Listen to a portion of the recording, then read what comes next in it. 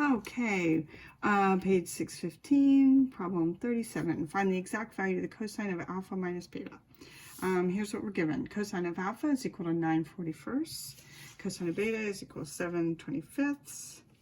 And the terminal side of alpha is in quadrant 4, and the terminal side of beta is in quadrant 1.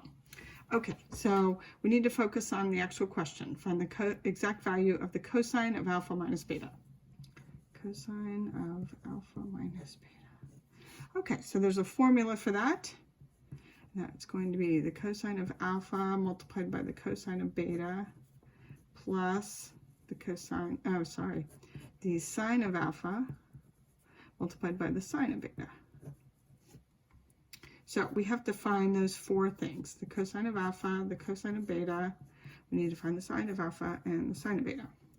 And so they told us two of them. We know that the cosine of alpha is 9/41. And we know the cosine of beta is 7/25. Okay, so now we have these two things to find. To find the sine of alpha, we want to look at all the stuff that we know just about angle alpha. So if we go off into a kind of separate part of your workspace, angle alpha, we know it's in quadrant 4, and we know that the cosine of alpha is equal to 9/41. Okay, in quadrant 4, we'll draw the terminal side of alpha. We will draw a reference triangle. Here's a reference angle for alpha. Okay, so cosine of alpha, that's going to be adjacent over hypotenuse. So we know the adjacent side is 9 and the hypotenuse is 41. And then we have to find the opposite side. Okay, so using the Pythagorean theorem, 9 squared plus the opposite side squared is equal to 41 squared. So that's going to be 81 plus the opposite side squared, which is equal to, should have that one memorized, but I don't quite. Okay, 1681. All right, subtract 81 from both sides. Opposite squared equals 1600. So the opposite itself is the positive or the negative square root of 1600. So plus or minus 40. So look at the quadrant. The opposite side in quadrant 4 is going to be negative. Negative 40. Okay. What we need to find is the sine of alpha. So we've got the triangle figured out, so then we can do the sine of alpha. That's going to be the opposite over the hypotenuse. So the negative 40, we just found, divided by 41. And that's what goes in the formula, in the main formula. The sine of alpha is going to be negative 40 over 41. And then what's left to find is the sine of beta. Beta is a completely different angle than alpha. So don't look at anything that you just did for beta. Angle beta, that one's in quadrant 1. And the cosine of beta is 7/25. Okay, so when you do things with beta, you're going to draw the terminal side in quadrant 1. Your reference triangle is also in quadrant 1. Here's your reference angle. Okay, cosine, again, adjacent over hypotenuse. So the adjacent side is 7, the hypotenuse is 25.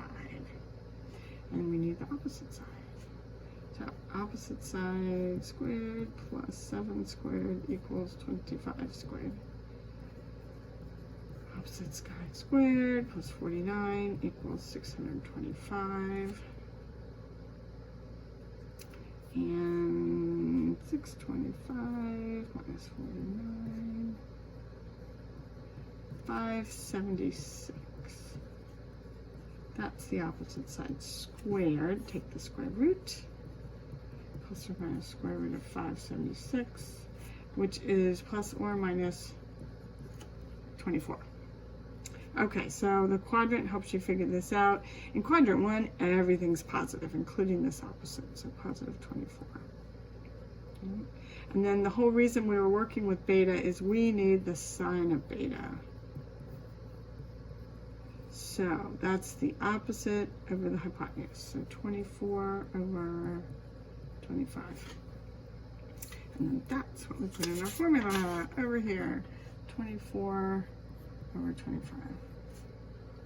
Okay, and then what's left to do is multiply these little pairs.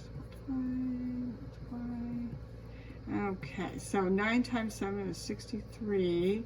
41 times 25, I don't know, let's see here. 1025 plus, that's going to be negative 960, also over 1025. Okay, and then we're going to add the numerator. 63 subtracted minus the 960. So that would be 893, I guess. I'm not always so good with mental math.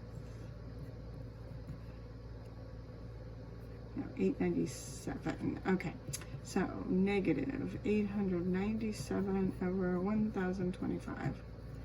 What a crazy number. Well, that's what you get for exact values.